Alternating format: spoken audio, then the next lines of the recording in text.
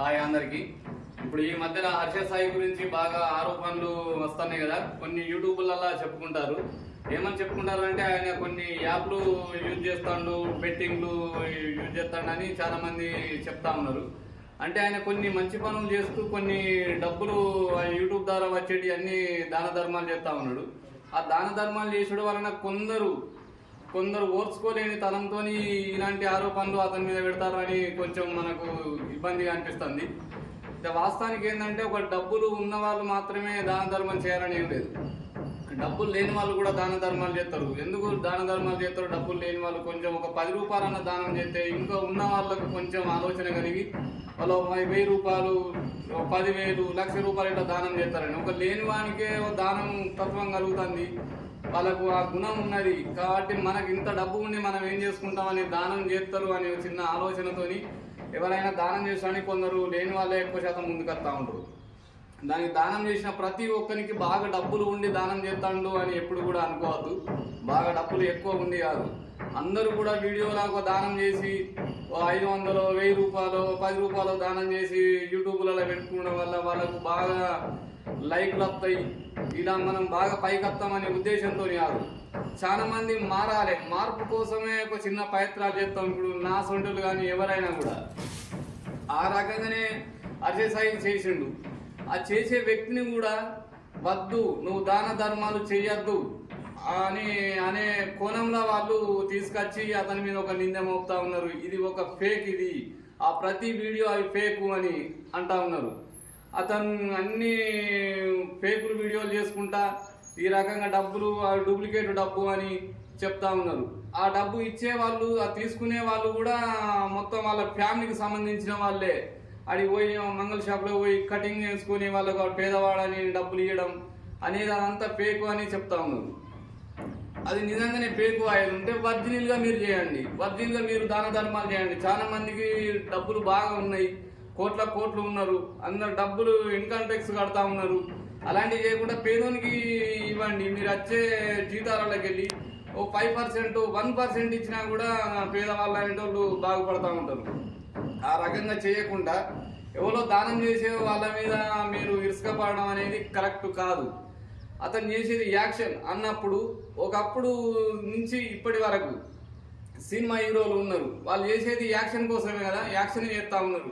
ఓ రాజకీయ లీడర్ను తీసుకొచ్చి కొట్టినట్టు, అవినీతిని ఏదో అరికట్టినట్టు, పోలీసులను కూడా బజార్లకి వెళ్ళి ఈడ్చుకొచ్చినట్టు యాక్షన్. వాళ్ళందరూ యాక్షనే కదా. హీరో అంటే పెద్ద బలవంతుడు కాదు కదా, ఈ ప్రజలను నమ్మిస్తాడు కదా హీరోలు కూడా.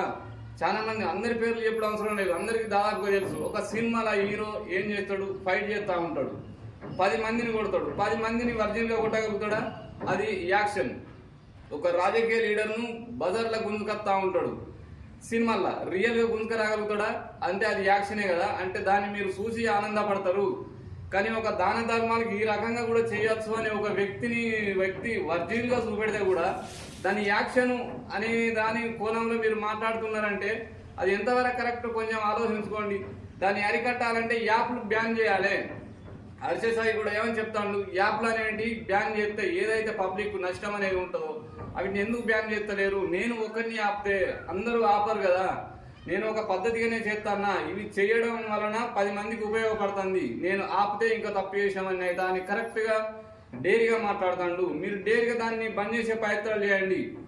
ఆ రకంగా చేయకుండా దాన ధర్మాలు చేసిన వాళ్ళను అడ్డుకట్ట వేయద్దు. అలా వేయడం వలన పేదవాడు ఇంకా పేదవాడిగా మిగిలిపోతాడు. వాళ్ళని ఆదుకునే నాదుడు లేకుండా అయిపోతాడు.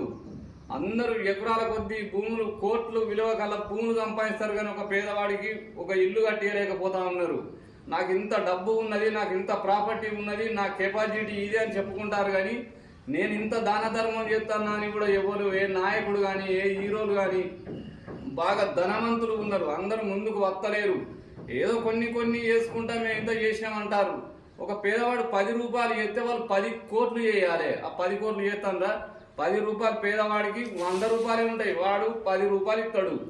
ఛాలెంజ్ చేసి చెప్పుకోవాలి, ఇది 10 రూపాయలు ఇస్తే 100కు 10 ఇస్తే వాళ్ళు కోట్లలో ఎన్ని కోట్లు కట్టాలి ఆ లెక్క ఒకసారి తీసుకొని సరి చేసుకొని అందరూ ఎవరు కానీ మనకు నోరు ఉన్నది కదా, మనకు కొంచెం తెలివి ఉన్నది కదా, నాకు ఇంత చదువు వస్తుంది కదా, నేను యూట్యూబ్లో మాట్లాడగలుగుతా అనుకొని హర్ష సాయి లాంటి వాళ్ళను ఆ రకంగా ఇబ్బంది పెట్టుడు కరెక్ట్ కాదు. మీరు బాగా గమనించండి, ఎవరు కానీ డబ్బు సంపాదించుకొని వాళ్ళు బ్యాంకుల్లో దాచిపెట్టుకుంటారు. ఎంతో కొంత హర్ష సాయి లాంటి వాళ్ళు ప్రజలకు ఇస్తాండ్రు.